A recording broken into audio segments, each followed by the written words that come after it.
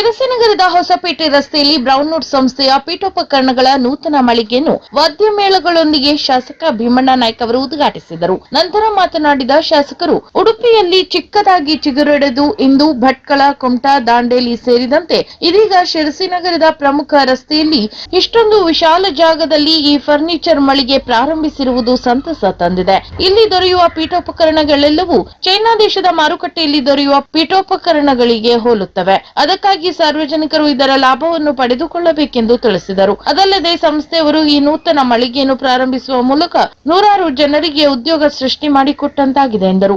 ನಿಮ್ಮ ಜೊತೆಗೆ ನಗರಸಭೆ ಮತ್ತು ನಾನು ಇರುತ್ತೇವೆಂದು ಸಂಸ್ಥೆಯ ಮಾಲೀಕರಿಗೆ ಇದೇ ವೇಳೆ ಭರವಸೆ ನೀಡಿದರು. ಅಲ್ಲದೆ ಈ ಬ್ರೌನ್ ಸಂಸ್ಥೆಯವರು ಗ್ರಾಹಕರಿಗೆ ಉತ್ತಮ ಗುಣಮಟ್ಟದ ಪೀಠೋಪಕರಣಗಳನ್ನು ನೀಡಬೇಕು, ಅಂತೆಯೇ ಒಳ್ಳೆಯ ಸೇವೆಯನ್ನು ನೀಡಬೇಕೆಂದು ಸಂಸ್ಥೆಯ ಮಾಲೀಕರಿಗೆ ಕಿವಿ ಮಾತು ಹೇಳಿದರು. ನಂತರ ಟಿಎಂಎಸ್ ಅಧ್ಯಕ್ಷ ಜಿಟಿ ಹೆಗಡೆ ತಟ್ಟಿಸರ ಮಾತನಾಡಿ, ಬ್ರೌನ್ವುಡ್ ಸಂಸ್ಥೆಯವರು ಶಿರಸಿಯಲ್ಲಿ ಈ ಒಂದು ಪೀಠೋಪಕರಣಗಳ ನೂತನ ಮಳಿಗೆಯನ್ನು ತೆರೆದಿರುವುದು ಸಂತೋಷದಾಯಕವಾಗಿದೆ ಮತ್ತು ಅಷ್ಟೇ ಜವಾಬ್ದಾರಿ ಸಂಸ್ಥೆಯವರ ಮೇಲೆ ಇದೆ. ಅದಕ್ಕಾಗಿ ಗ್ರಾಹಕರಿಗೆ ಉತ್ತಮ ಗುಣಮಟ್ಟದ ಪೀಠೋಪಕರಣ ಒದಗಿಸುವುದರ ಜೊತೆಗೆ ಉತ್ತಮ ಸೇವೆಯನ್ನು ನೀಡಬೇಕಾಗುತ್ತದೆ ಎಂದರು. ಇನ್ನು ಸಂಸ್ಥೆಯ ಪರವಾಗಿ ಎನ್ಎಂ ಭಟ್ ಶಾಸಕರಿಗೆ ಗುಲಾಬಿ ಹೂವು ನೀಡುವ ಮೂಲಕ ಸ್ವಾಗತಿಸಿದರು. ಅಂತೆಯೇ ವೇಳೆ ಎಂಎಸ್ ಅಧ್ಯಕ್ಷರಾದ ಜಿಎಂ ಹೆಗಡೆ ಮುಳ್ಕಂಡ, ಬಿಜೆಪಿ ಜಿಲ್ಲಾಧ್ಯಕ್ಷ ಎನ್ಎಸ್ ಹೆಗಡೆ, ನಗರಸಭಾ ಅಧ್ಯಕ್ಷೆ ಶರ್ಮಿಳಾ ಮದನ್ಗಿರಿ, ನಗರಸಭಾ ಉಪಾಧ್ಯಕ್ಷರಾದ ರಮಾಕಾಂತ್ ಭಟ್, ಸಣ್ಣ ಕೈಗಾರಿಕೆಗಳ ಸಂಘದ ಅಧ್ಯಕ್ಷರಾದ ವಿಕೆ ನಾಯ್ಕ್, ಹಾಪ್ಕಾಮ್ಸ್ ಅಧ್ಯಕ್ಷರಾದ ಗೋಪಾಲಕೃಷ್ಣ ಹೆಗಡೆ ಸೇರಿದಂತೆ ಇನ್ನಿತರರು ಉಪಸ್ಥಿತರಿದ್ದರು.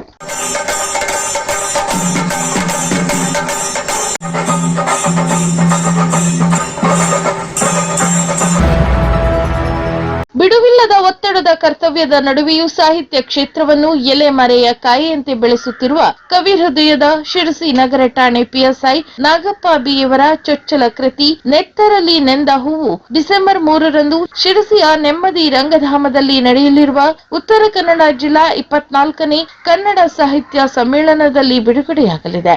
ಶಿರಸಿಯಲ್ಲಿ ಕರ್ತವ್ಯ ನಿಷ್ಠೆ ಮೆರೆಯುತ್ತಿರುವ ಪಿಎಸ್ಐ ನಾಗಪ್ಪ ಇವರು ಕೊರೋನಾ ಸಂದರ್ಭದಲ್ಲಿ ಸಾರ್ವಜನಿಕರಿಗೆ ನೀಡಿದ ಸೇವೆ ಇಂದಿಗೂ ಶಿರಸಿಗರ ಮನದಲ್ಲಿ ಅಚ್ಚಳಿಯದೆ ಉಳಿದಿರುವುದು ಅವರ ಕರ್ತವ್ಯ ನಿಷ್ಠೆಗೆ ಸಾಕ್ಷಿಯಾಗಿದೆ ಎಂದೇ ಹೇಳಬಹುದು. ಕುಮಟಾ ಶಿರಸಿ ರಾಷ್ಟ್ರೀಯ ಹೆದ್ದಾರಿ ಬಂದ್ ಮಾಡಿ ಕಾಮಗಾರಿ ನಡೆಸುವ ಬಗ್ಗೆ ಹಲವು ದಿನಗಳಿಂದ ಗೊಂದಲ ಏರ್ಪಟ್ಟಿತ್ತು. ಜಿಲ್ಲಾ ಉಸ್ತುವಾರಿ ಸಚಿವ ಮಂಕಾಳು ವೈದ್ಯ ಅವರ ವಿರೋಧದ ನಡುವೆ ಕೊನೆಗೂ ಹೆದ್ದಾರಿಯನ್ನು ಬಂದ್ ಮಾಡಲು ಜಿಲ್ಲಾಡಳಿತ ಮುಂದಾಗಿದೆ. ಜಿಲ್ಲೆಯ ಶಿರಸಿಯಿಂದ ಕುಮಟಾಕ್ಕೆ ತೆರಳುವ ರಾಷ್ಟ್ರೀಯ ಹೆದ್ದಾರಿ 766 ಈ ಅಗಲೀಕರಣ ಕಾರ್ಯ ಕಳೆದ 2 ವರ್ಷದಿಂದ ನಡೆಯುತ್ತಿದೆ. ಕಾಮಗಾರಿ ನಿಧಾನಗತಿಯಲ್ಲಿ ನಡೆಯುತ್ತಿದೆ ಎನ್ನುವ ಆರೋಪ ಒಂದು ಕಡೆಯಾದರೆ, ಇನ್ನೊಂದು ಕಡೆ ರಸ್ತೆ ಮಧ್ಯೆ ಬರುವ ಸೇತುವೆಗಳ ನಿರ್ಮಾಣ ಮಾಡಲು ವಾಹನ ಸಂಚಾರ ಬಂದ್ ಮಾಡಬೇಕು ಎನ್ನುವ ಚರ್ಚೆ ನಡೆದಿತ್ತು. ಈ ಹಿಂದೆ ಜಿಲ್ಲಾಧಿಕಾರಿಯಾಗಿದ್ದ ಗಂಗೂಬಾಯಿ ಮಾನ್ಕರ್ ಈ ಬಗ್ಗೆ ಆದೇಶ ಮಾಡಿದ್ದರು. ನಂತರ ಸಾರ್ವಜನಿಕರ ವಿರೋಧದಿಂದ ಆದೇಶವನ್ನು ವಾಪಸ್ ಪಡೆಯಲಾಗಿತ್ತು. ಶಿರಸಿ ಹಾಗೂ ಕುಮಟಾ ಜಿಲ್ಲೆಯ ಘಟ್ಟದ ಮೇಲಿನ ಹಾಗೂ ಕರಾವಳಿ ಭಾಗದ ಸಂಪರ್ಕ ಕಲ್ಪಿಸುವ ಪ್ರಮುಖ ಮಾರ್ಗವಾಗಿದೆ. ಈ ಮಾರ್ಗವನ್ನು ಬಂದ್ ಮಾಡಿದರೆ ಸಾವಿರಾರು ಜನರು ಸಮಸ್ಯೆಗೆ ಸಿಲುಕುತ್ತಾರೆ. ಅದರಲ್ಲೂ ಕರಾವಳಿ ಹಾಗೂ ಘಟ್ಟದ ಮೇಲಿನ ತಾಲೂಕಿನ ವ್ಯಾಪಾರ ವ್ಯವಹಾರಕ್ಕೆ ಸಾಕಷ್ಟು ಸಮಸ್ಯೆ ಆಗಲಿದೆ ಎನ್ನುವ ಆರೋಪ ಕೇಳಿ ಬಂದಿತ್ತು.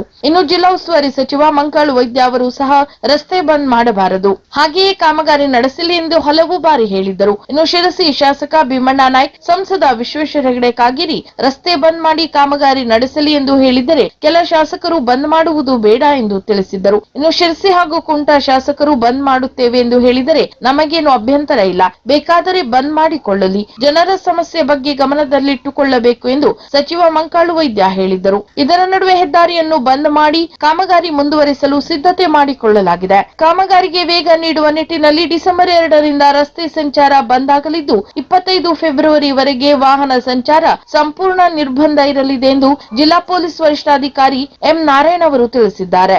ರಾಷ್ಟ್ರೀಯ ಹೆದ್ದಾರಿ ಪ್ರಾಧಿಕಾರದಿಂದ ರಾಷ್ಟ್ರೀಯ ಹೆದ್ದಾರಿ 766 ಈ ಕುಮಟಾ ಶಿರಸಿ ರಸ್ತೆಯಲ್ಲಿ ಉನ್ನತೀಕರಣ ಕಾಮಗಾರಿಯು ಡಿಸೆಂಬರ್ 2ರಿಂದ ಪ್ರಾರಂಭವಾಗಲಿದ್ದು, ಈ ಕಾಮಗಾರಿಯು ನಿಗದಿತ ಸಮಯದೊಳಗೆ ಮುಕ್ತಾಯಗೊಳಿಸಬೇಕಾಗಿರುವುದರಿಂದ ಸದರಿ ಹೆದ್ದಾರಿಯಲ್ಲಿ ವಾಹನ ಸಂಚಾರವನ್ನು ಬಂದ್ ಮಾಡಿ ಬದಲಿ ಮಾರ್ಗದ ಕುರಿತು ಜಿಲ್ಲಾಧಿಕಾರಿಗಳು ಆದೇಶ ನೀಡಿದ್ದಾರೆ. ಇನ್ನು ಕುಮಟಾದಿಂದ ಶಿರಸಿಗೆ ಹೋಗುವ ಲಘು ವಾಹನಗಳು ಕುಮಟಾ, ಬಡಾಳ, ದೊಡ್ಡಮನೆ, ಸಿದ್ದಾಪುರ ಮಾರ್ಗವಾಗಿ ಸಂಚರಿಸಬಹುದು. ಅಂಕೋಲಾದಿಂದ ಶಿರಸಿಗೆ ಹೋಗುವವರು ಯಲ್ಲಾಪುರ ರಾಷ್ಟ್ರೀಯ ಹೆದ್ದಾರಿ ಹೆದ್ದಾರಿ 63 ಮತ್ತು ರಾಜ್ಯ ಹೆದ್ದಾರಿ 93 ಮಾರ್ಗವಾಗಿ ಎಲ್ಲಾ ವಿಧದ ವಾಹನಗಳು ಸಂಚರಿಸಬಹುದು. ಅಂತೆಯೇ ಮಂಗಳೂರು, ಹೊನ್ನಾವರ, ಶಿರಸಿಗೆ ಹೋಗುವವರು ಸಿದ್ದಾಪುರ, ಮಾವಿನಗುಂಡಿ ಮಾರ್ಗವಾಗಿ ಎಲ್ಲಾ ವಿಧದ ವಾಹನಗಳು ಸಂಚರಿಸಬಹುದು. ಆದ್ದರಿಂದ ರಾಷ್ಟ್ರೀಯ ಹೆದ್ದಾರಿ 766 ಕುಮಟಾ ಶಿರಸಿ ರಸ್ತೆಯಲ್ಲಿ ಉನ್ನತೀಕರಣ ಕಾಮಗಾರಿ ಸಮಯದಲ್ಲಿ ಜಿಲ್ಲಾಧಿಕಾರಿಗಳ ಆದೇಶದಂತೆ ಅವರು ಸೂಚಿಸಿರುವ ಬದಲಿ ಮಾರ್ಗದಲ್ಲಿ ಸಂಚರಿಸಿ ಸಹಕರಿಸುವಂತೆ ಸಾರ್ವಜನಿಕರಲ್ಲಿ ಜಿಲ್ಲಾ ಪೊಲೀಸ್ ವರಿಷ್ಠಾಧಿಕಾರಿ ಎಂ ನಾರಾಯಣ್ ಅವರು ಕೋರಿದ್ದಾರೆ. ಡಿಸೆಂಬರ್ 3 ಮತ್ತು 4ರಂದು ಶಿರಸಿಯಲ್ಲಿ ನಡೆಯಲಿರುವ ಉತ್ತರ ಕನ್ನಡ ಜಿಲ್ಲಾ ಕನ್ನಡ ಸಾಹಿತ್ಯ ಸಮ್ಮೇಳನದಲ್ಲಿ ಭಾಗವಹಿಸಲು ಅನುಕೂಲವಾಗುವಂತೆ ಶಿಕ್ಷಕರು, ಉಪನ್ಯಾಸಕರು ಹಾಗೂ ಸರ್ಕಾರಿ ನೌಕರರಿಗೆ ಅನ್ಯ ಕಾರ್ಯ ನಿಮಿತ್ತ ರಜೆ ಸೌಲಭ್ಯವನ್ನು ನೀಡಲಾಗಿದೆ ಎಂದು ಕನ್ನಡ ಸಾಹಿತ್ಯ ಪರಿಷತ್ತಿನ ಜಿಲ್ಲಾಧ್ಯಕ್ಷ ಬಿಎನ್ ವಾಸರೆ ತಿಳಿಸಿದ್ದಾರೆ. ಈ ಕುರಿತು ಪ್ರಕಟಣೆ ನೀಡಿರುವ ಅವರು, ಉತ್ತರ ಕನ್ನಡ ಜಿಲ್ಲೆಯ ಪ್ರಾಥಮಿಕ ಹಾಗೂ ಪ್ರೌಢಶಾಲಾ ಶಿಕ್ಷಕರಿಗೆ ಈ ಸಮ್ಮೇಳನದಲ್ಲಿ ಭಾಗವಹಿಸಲು ಅನುಕೂಲವಾಗುವಂತೆ ಶಿರಸಿ ಶೈಕ್ಷಣಿಕ ಜಿಲ್ಲೆಯ ಹಾಗೂ ಕಾರವಾರ ಶೈಕ್ಷಣಿಕ ಜಿಲ್ಲೆಯ ಉಪನಿರ್ದೇಶಕರು, ಪದವಿ ಪೂರ್ವ ಕಾಲೇಜಿನ ಉಪನ್ಯಾಸಕರು ಸಮ್ಮೇಳನದಲ್ಲಿ ಭಾಗವಹಿಸಲು ಅನುಕೂಲವಾಗುವಂತೆ ಪದವಿ ಪೂರ್ವ ಶಿಕ್ಷಣ ಇಲಾಖೆ ಉಪನಿರ್ದೇಶಕರು ಒಒಡಿ ಆದೇಶವನ್ನು ಜಾರಿ ಮಾಡಿದ್ದಾರೆ. ಹಾಗೂ ಜಿಲ್ಲೆಯ ಆಸಕ್ತ ಸರ್ಕಾರಿ ನೌಕರರು ಸಮ್ಮೇಳನದಲ್ಲಿ ಭಾಗವಹಿಸಲು ಅನುಕೂಲವಾಗುವಂತೆ ಜಿಲ್ಲಾಧಿಕಾರಿಗಳು ಅನ್ಯ ಕಾರ್ಯ ನಿಮಿತ್ತ ರಜೆ ಆದೇಶವನ್ನು ನೀಡಿದ್ದಾರೆ. ಸಮ್ಮೇಳನದಲ್ಲಿ ಭಾಗವಹಿಸಿದವರು ಸಮ್ಮೇಳನದಲ್ಲಿ ಭಾಗವಹಿಸಿದ್ದರ ಬಗ್ಗೆ ಹಾಜರಿ ಪತ್ರವನ್ನು ಪಡೆದು ಸಂಬಂಧಿತ ಮೇಲಾಧಿಕಾರಿಗಳಿಗೆ ಒಪ್ಪಿಸತಕ್ಕದ್ದು ಎಂದು ಒಒಡಿ ಆದೇಶದಲ್ಲಿ ತಿಳಿಸಲಾಗಿದೆ. ಜೊತೆಗೆ ವಿಶೇಷವಾಗಿ ಡಿಸೆಂಬರ್ 3ರಂದು ನಡೆಯಲಿರುವ ಸಾಹಿತ್ಯ ಸಮ್ಮೇಳನದ ಉದ್ಘಾಟನಾ ಸಮಾರಂಭದಲ್ಲಿ ಶಿರಸಿ ನಗರ ವ್ಯಾಪ್ತಿಯಲ್ಲಿರುವ ಎಲ್ಲಾ ಪ್ರಾಥಮಿಕ ಹಾಗೂ ಪ್ರೌಢಶಾಲಾ ಶಿಕ್ಷಕ ಶಿಕ್ಷಕಿಯರು ಕಡ್ಡಾಯವಾಗಿ ಭಾಗವಹಿಸುವಂತೆ ಶಿರಸಿ ಶೈಕ್ಷಣಿಕ ಜಿಲ್ಲೆ ಉಪನಿರ್ದೇಶಕರಾದ ಪಿ ಬಸವರಾಜ್ ಅವರು ನಿರ್ದೇಶಿಸಿದ್ದಾರೆ. ಇನ್ನು ಸಾಹಿತ್ಯ ಸಮ್ಮೇಳನ ಎಂದರೆ ಇದು ಎಲ್ಲರನ್ನೂ ಒಳಗೊಳ್ಳುವ ಹಬ್ಬವಾಗಬೇಕು. ಹಾಗಾಗಿ ಡಿಸೆಂಬರ್ 3 ಮತ್ತು 4ರಂದು ಶಿರಸಿಯಲ್ಲಿ ನಡೆಯಲಿರುವ ಜಿಲ್ಲಾ ಸಾಹಿತ್ಯ ಸಮ್ಮೇಳನದಲ್ಲಿ ಉತ್ತರ ಕನ್ನಡ ಜಿಲ್ಲೆಯ ಎಲ್ಲಾ ಶಿಕ್ಷಕ ಶಿಕ್ಷಕಿಯರು, ಉಪನ್ಯಾಸಕರು ಹಾಗೂ ಆಸಕ್ತ ಸರ್ಕಾರಿ ನೌಕರರು ಭಾಗವಹಿಸಿ ಸಮ್ಮೇಳನವನ್ನು ಯಶಸ್ವಿಗೊಳಿಸುವಂತೆ ಜಿಲ್ಲಾ ಕನ್ನಡ ಸಾಹಿತ್ಯ ಪರಿಷತ್ನ ಅಧ್ಯಕ್ಷ ಬಿಎನ್ ವಾಸರೆ ಮನವಿ ಮಾಡಿದ್ದಾರೆ.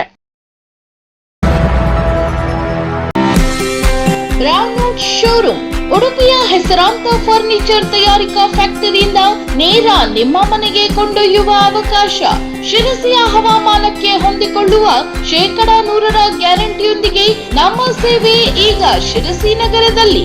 ಬ್ರೌನ್ವುಡ್ ಶೋರೂಮ್, ಎಚ್ಕೆಎಚ್ ಕಾಂಪೌಂಡ್, ಹೊಸಪೇಟೆ ರಸ್ತೆ, ಶಿರಸಿ. ನಮ್ಮಲ್ಲಿ ಎಲ್ಲಾ ಬಗೆಯ wooden furniture, cushion furniture, wooden wardrobe, dining table, wooden carts ಗಳು ಲಭ್ಯ. ಯಾವುದೇ ಕಸ್ಟಮೈಸ್ಡ್ ಫರ್ನಿಚರ್ ಅನ್ನು ನಾವು ನಿಮ್ಮ ಮನೆಯ ಅಳತೆಗನುಗುಣವಾಗಿ ಮಾಡಿಕೊಡುತ್ತೇವೆ. ಅಲ್ಲದೆ ನಮ್ಮಲ್ಲಿ ಕರ್ಟನ್, ವಾಲ್ ಪೇಪರ್ ಮಾಡಿಕೊಡಲಾಗುವುದು. ಎಲ್ಲಾ ಬಗೆಯ ಎಲೆಕ್ಟ್ರಾನಿಕ್ಸ್, ಮೊಬೈಲ್, ಲ್ಯಾಪ್ಟಾಪ್ ಉತ್ತಮ ಹಾಗೂ ಅತಿ ಕಡಿಮೆ ಬೆಲೆಯಲ್ಲಿ ದೊರೆಯುತ್ತದೆ. ಎಲ್ಲಾ ಬಗೆಯ ಫರ್ನಿಚರ್ಗಳು ಹಾಗೂ ಗೃಹೋಪಯೋಗಿ ವಸ್ತುಗಳು ಸೇರಿದಂತೆ ಜಗತ್ ಪ್ರಸಿದ್ಧ ಬ್ರ್ಯಾಂಡ್ಗಳು ಒಂದೇ ಸೂರಿನಡಿಯಲ್ಲಿ ಲಭ್ಯ.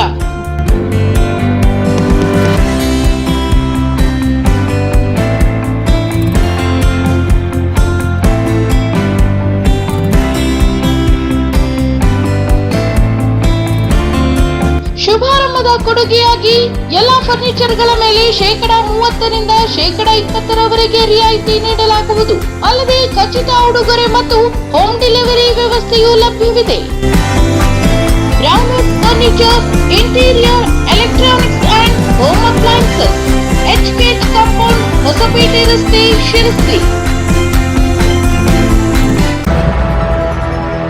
ಶಿರಸಿ ನಗರದ ತಹಶೀಲ್ದಾರ್ ಕಚೇರಿಯಲ್ಲಿ ಗುರುವಾರದಂದು ವಿವಿಧ ಇಲಾಖಾ ಅಧಿಕಾರಿಗಳ ಹಾಗೂ ರೈತ ಸಂಘದ ಸಭೆ ನಡೆಸಲಾಯಿತು. ಉಪವಿಭಾಗಾಧಿಕಾರಿ ಕಾವ್ಯರಾಣಿ ಅಧ್ಯಕ್ಷತೆಯಲ್ಲಿ ನಡೆದ ಸಭೆಯಲ್ಲಿ ರೈತರ ಸಮಸ್ಯೆ ಕುರಿತ ಅನೇಕ ವಿಷಯಗಳ ಚರ್ಚೆ ನಡೆಸಲಾಯಿತು. ಇನ್ನು ಶಿರಸಿ ಹಾವೇರಿ ರಾಷ್ಟ್ರೀಯ ಹೆದ್ದಾರಿ ಕಾಮಗಾರಿ ವಿಳಂಬ ಹಾಗೂ ಕಳಪೆ ಕಾಮಗಾರಿ ವಿರುದ್ಧ ರೈತರು ಸಂಬಂಧಪಟ್ಟ ಸಂಸ್ಥೆಯ ಸಿಬ್ಬಂದಿಗಳನ್ನು ತರಾಟೆಗೆ ತೆಗೆದುಕೊಂಡರು.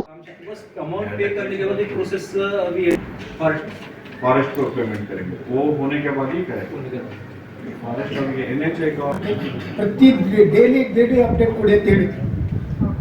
ಅದನ್ನು ಯಾವುದನ್ನು ಅವರು ಮಾಡಿಲ್ಲ. ಮತ್ತೆ ಈಗ ನಮ್ದೇನಪ್ಪಾ ಅಂತ ರೈತರದಾಗಲಿ ಅಧಿಕಾರಿಗಳದಾಗಲಿ ಯಾರದಾಗಲಿ ನಿಮಗೆ 3 ವರ್ಷದ ಅಗ್ರಿಮೆಂಟ್ ಅಥವಾ 2 ವರ್ಷದ ಅಗ್ರಿಮೆಂಟ್.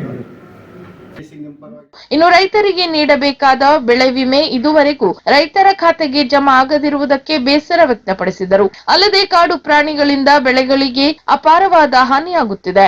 ಆಹಾರ ಹಾಗೂ ನೀರು ಅರಸಿ ಬರುವ ಪ್ರಾಣಿಗಳಿಗೆ ಇಲಾಖೆ ಕಡಿವಾಣ ಹಾಕಬೇಕಿದೆ ಎಂದು ರೈತರು ಇಲಾಖೆಯಲ್ಲಿ ಮನವಿ ಮಾಡಿದರು.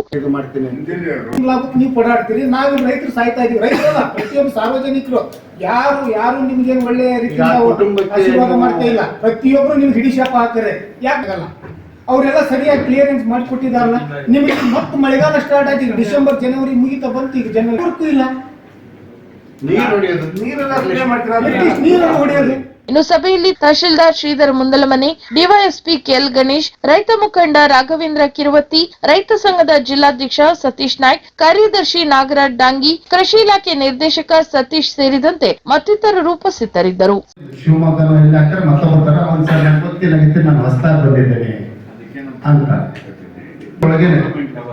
ಕಂಪನಿ ಓನರ್ಗಳು ಅವರು ಪ್ರಧಾನಮಂತ್ರಿ ಕೇಂದ್ರ ಮಂತ್ರಿ ಜೊತೆ ಓಡಾಡ್ತಿರ್ತಾರೆ. ನಿಮ್ ಕೈಗೂ ಸಿಗಲ್ಲ, ನಮ್ ಕೈಗೂ ಸಿಗಲ್ಲ. ನೀವು DC ಹತ್ರ ಮಾತಾಡ್ಲಿಕ್ಕಾಗಲ್ಲ. ಆದ್ಮೇಲೆ ಅವರು ಕೇಂದ್ರ ಮಂತ್ರಿಗಳ ಹತ್ರ ಮಾತಾಡಲ್ಲ. ಈ ಪ್ರಕ್ರಿಯೆ ಒಳಗೆ ಇವರು ಒಂದ್ ಸ್ವಲ್ಪ ಗಟ್ಟಿ ಹಿಡ್ಕೊಂಡ್ರೆ ಒಂದು ಹಂತಕ್ಕೆ ಬರ್ತದೆ ಅಂತ.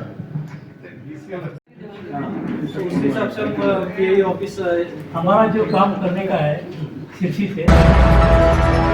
ಸಿದ್ದಾಪುರ ತಾಲೂಕಿನಲ್ಲಿ ನೂತನವಾಗಿ ಅಸ್ತಿತ್ವಕ್ಕೆ ಬಂದ ಮಾಧ್ಯಮ ಪ್ರತಿನಿಧಿಗಳ ಸಂಘ ಸಿದ್ದಾಪುರ 5ರ ನೂತನ ಪದಾಧಿಕಾರಿಗಳನ್ನು ಆಯ್ಕೆ ಮಾಡಲಾಗಿದೆ. ಇನ್ನು ಸಂಘದ ಅಧ್ಯಕ್ಷರಾಗಿ ಸಮಾಜಮುಖಿ .net ಇದರ ಸಂಪಾದಕ ಕನ್ನೇಶ್ ಕೋಲ್ಸಿರ್ಸಿ, ಉಪಾಧ್ಯಕ್ಷರಾಗಿ ನುಡಿಜೇನು ಪತ್ರಿಕೆಯ ನಾಗರಾಜ್ ನಾಯ್ಕ್ ಮಾಳ್ಕೋಡ, ಕಾರ್ಯದರ್ಶಿಯಾಗಿ ಕರಾವಳಿ ಮುಂಜಾವು ಪತ್ರಿಕೆಯ ಯಶವಂತ್ ನಾಯ್ಕ್ ತ್ಯಾರ್ಸಿ, ಖಜಾಂಚಿಯಾಗಿ ಸುರಭಿ ವಾಣಿ ವಾರ ಪತ್ರಿಕೆಯ ಪ್ರಶಾಂತ್ ಡಿ ಶೇಟ್, ಸಹ ಕಾರ್ಯದರ್ಶಿಯಾಗಿ ವಿಸ್ತಾರ ನ್ಯೂಸ್ನ ಸುರೇಶ್ ಮಡಿವಾಳ್ ಕಡಕೇರಿ, ಸದಸ್ಯರಾಗಿ ಸಾಗರ ಸಾಮ್ರಾಟ ಪತ್ರಿಕೆಯ ದಿವಾಕರ್ ನಾಯ್ಕ್ ಸಂಕಂಡ, ರಾಜ್ ನ್ಯೂಸ್ನ ಶಿವಶಂಕರ್ ಕೋಲ್ಶಿರ್ಸಿ, ಸಮಾಜವಾಣಿ ವಾರ ಪತ್ರಿಕೆಯ TKM ಆಜಾದ್, ಕೊಂಕಣ ವಾಹಿನಿ ಪತ್ರಿಕೆಯ ಗಣೇಶ್ ಮೇಸ್ತಾ ಹೊಸೂರು, ಕನ್ನಡಾಧಿಪತಿ ವಾರ ಪತ್ರಿಕೆಯ ಗೋಪಾಲ್ ಕಾನಳ್ಳಿ ಇವರನ್ನು ಆಯ್ಕೆ ಮಾಡಲಾಗಿದೆ.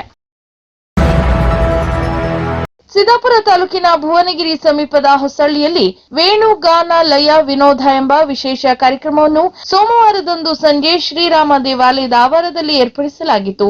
ಶ್ರೀರಾಮ ದೇವಾಲಯ ಆಡಳಿತ ಸಮಿತಿ ಮತ್ತು ಊರ ನಾಗರಿಕರು ಹಾಗೂ ಸುಶೀರ ಸಂಗೀತ ಪರಿವಾರ ಭುವನಗಿರಿ ಕಲ್ಲಾರಮನೆ ಇವರುಗಳ ಸಂಯುಕ್ತಾಶ್ರಯದಲ್ಲಿ ಕಾರ್ಯಕ್ರಮವನ್ನು ಸಂಘಟಿಸಲಾಗಿತ್ತು. ಇನ್ನು ಸಾಮಾಜಿಕ ಕಾರ್ಯಕರ್ತ VN ನಾಯ್ಕ್ ಬೇಡ್ಕಣಿ ಕಾರ್ಯಕ್ರಮವನ್ನು ಉದ್ಘಾಟಿಸಿದರು.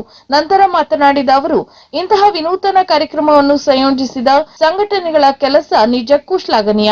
ಸಂಸ್ಕೃತಿ ಪರಂಪರೆಯನ್ನು ಉಳಿಸಿಕೊಂಡು ಹೋಗಲು ಇಂತಹ ವಿಶಿಷ್ಟ ಕಾರ್ಯಕ್ರಮಗಳು ಅತಿ ಅಗತ್ಯವಾಗಿವೆ. ರಾಜ್ಯೋತ್ಸವ ಪ್ರಶಸ್ತಿ ಪುರಸ್ಕೃತ ಕೇಶವ ಹೆಗಡೆ ಕೊಳಗಿ ಹಾಗೂ ಖ್ಯಾತ ಕೊಳಲು ವಾದಕ ಪ್ರಕಾಶ್ ಹೆಗಡೆ ಕಲ್ಲಾರ್ಮನೆ ಇವರನ್ನು ಸನ್ಮಾನಿಸುತ್ತಿರುವುದು ಸಮಾಜದ ಕಣ್ಣು ತೆರೆಸುವ ಕಾರ್ಯ ಎಂದರು. ಅಲ್ಲದೆ ರಾಜ್ಯೋತ್ಸವ ಪ್ರಶಸ್ತಿ ಪುರಸ್ಕೃತ ಕೇಶವ ಹೆಗಡೆ ಕೊಳಗಿ ಮತ್ತು ಕೊಳಲು ವಾದಕ ಪ್ರಕಾಶ್ ಹೆಗಡೆ ಕಲ್ಲಾರ್ಮನೆ ಇವರನ್ನು ಈ ಸಂದರ್ಭದಲ್ಲಿ ಸನ್ಮಾನಿಸಲಾಯಿತು. ಅಂತೆಯೇ ರಾಜ್ಯ ಮಟ್ಟದ ಕ್ರೀಡಾಕೂಟದಲ್ಲಿ ಭಾಗವಹಿಸಿದ ಕುಮಾರಿ ಕಾಂಚನ ಹರೀಶ್ ನಾಯ್ಕ್ ಇವರನ್ನು ಇದೇ ವೇಳೆ ಅಭಿನಂದಿಸಲಾಯಿತು. ಇನ್ನು ಮಹಾಲಕ್ಷ್ಮಿ ನಾಯ್ಕ್ ಮತ್ತು ರಾಜೇಶ್ವರಿ ಭಟ್ ಸನ್ಮಾನ ಪತ್ರ ವಾಚಿಸಿದರು. ದೇವಸ್ಥಾನದ ಸಮಿತಿ ಅಧ್ಯಕ್ಷ ಗಣಪತಿ ಕನ್ನಾ ನಾಯ್ಕ್ ಕಾರ್ಯಕ್ರಮದ ಅಧ್ಯಕ್ಷತೆ ವಹಿಸಿದ್ದರು. ಅಂತೆ ಪ್ರಾಸ್ತಾವಿಕ ನುಡಿಗಳನ್ನಾಡಿದ MK ನಾಯ್ಕ್ ಹೊಸಳ್ಳಿ, ನಮ್ಮ ಹಳ್ಳಿಯ ಮಹಿಳೆಯರು ಮತ್ತು ಮಕ್ಕಳು ಈ ರೀತಿಯ ವಿನೂತನ ಕಾರ್ಯಕ್ರಮವನ್ನು ನೋಡುವುದು ಅಪರೂಪ. ಆದ್ದರಿಂದ ಅವರ ಸಮೀಪಕ್ಕೆ ಸಂಗೀತ ಮತ್ತು ಯಕ್ಷಗಾನ ಹಿಮ್ಮೇಳ ವೈಭವವನ್ನು ತರುವ ಕಾರ್ಯವನ್ನು ಈ ಕಾರ್ಯಕ್ರಮದ ಮೂಲಕ ಮಾಡಲಾಗಿದೆ ಎಂದರು. ನಂತರ ಕೇಶವ ಹೆಗಡೆ ಅವರ ಯಕ್ಷಗಾನ ಹಾಡುಗಳಿಗೆ ಪ್ರಕಾಶ್ ಹೆಗಡೆ ಅವರ ಕೊಳಲು ಸೇರಿ ಖ್ಯಾತ ಮದ್ದಳೆ ವಾದಕ ಶಂಕರ್ ಭಾಗವತ್ ಶಿರಸಿ ಅವರ ಮದ್ದಳೆ, ಗುರುರಾಜ್ ಆಡುಕಳ ಅವರ ತಬಲ, ಪ್ರಸನ್ನ ಹೆಗ್ಗಾರ್ ಅವರ ಚಂಡೆ ವಾದಗಳು ಪ್ರೇಕ್ಷಕರ ಮೈನವಿರೇಳುವಂತೆ ಮಾಡಿದವು. ಇನ್ನು ಪ್ರಕಾಶ್ ಹೆಗಡೆ ಅವರ ವೇಣುಗಾನದಲ್ಲಿ ಮೂಡಿ ಬಂದ ಕೊಡಗನ ಕೋಳಿ ನುಂಗಿತ, ಶ್ರೀರಾಮಚಂದಿರನೇ ಮುಂತಾದ ಹಾಡುಗಳ ಜೊತೆಗೆ ಕೇಶವ ಹೆಗಡೆ ಅವರ ಮಧುರ ಕಂಠದಿಂದ ಮೂಡಿ ಬಂದ ಯಕ್ಷಗಾನ ಪದ್ಯಗಳು ರೋಮಾಂಚಕಾರಿಯಾಗಿದ್ದವು. MK ನಾಯ್ಕ್ ಹಾಗೂ ಗಣಪತಿ ಹೆಗಡೆ ಅವರು ಹಾಡುಗಳ ಸಾಂದರ್ಭಿಕ ವಿವರಣೆ ನೀಡಿದರು. ಇದರೊಂದಿಗೆ ಕಾರ್ಯಕ್ರಮವನ್ನು ಇನ್ನಷ್ಟು ರಂಜಿಸಿದ್ದು ತಾಳಮದ್ದಳೆ ಅರ್ಥಧಾರಿಗಳ ಪ್ರವೇಶ, ಕೃಷ್ಣ ಸಂಧಾನ ಪ್ರಸಂಗದ ದೂತನಾಗಿ MG ಭಟ್ ಗುಂಜುಗೋಡ ಹಾಸ್ಯದ ಅಲೆ ಎಬ್ಬಿಸಿದರೆ, ಗಣಪತಿ ಹೆಗಡೆ ಗುಂಜುಗೋಡ ಕೃಷ್ಣನಾಗಿ, MK ನಾಯ್ಕ್ ಹೊಸಳ್ಳಿ ಕೌರವನಾಗಿ ಕಥಾನಕದ ವಾದ ಸರಣಿಯನ್ನು ಮುಂದಿಟ್ಟರು. ಅಂತೆಯೇ ಸುಶೀರ ಸಂಗೀತ ಪರಿವಾರದ ಸಂಚಾಲಕ ನಾರಾಯಣ್ ಹೆಗಡೆ, ವಿನಾಯಕ್ ಭಟ್ ಡೊಂಬೆಕ್ಕೈ ಉಪಸ್ಥಿತರಿದ್ದರು.